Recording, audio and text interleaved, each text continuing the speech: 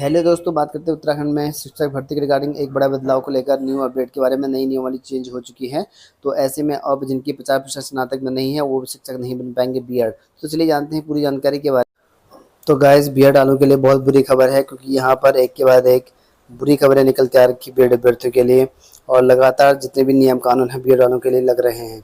आप लोग देखते हैं कि सुप्रीम कोर्ट के एक आदेश के बाद से बड़ा बदलाव कर दिया गया भर्ती में। और अब आपका यहाँ पर जिन लोगों की भर्ती 2018 में, 2020 में, 2021 में हुई थी, 3099 कुल पद निकाले गए थे उन पदों पर।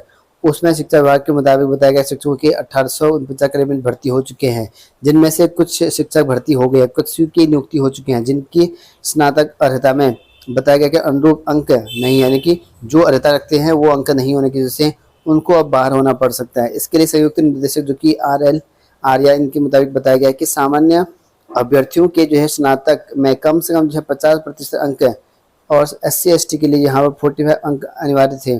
तो जिनका यहाँ पर 45 अंक और 50 अंक कंपलसरी थे, ये सामान्य के लिए हो गया, ये SC ST OBC के लिए हो गया है। तो अब उनके लिए दिक्कत हो सकती है, लेकिन इससे कम अंक वाले जो अभ्यर्थी हैं उनकी भी भर्ती कर दी गई है।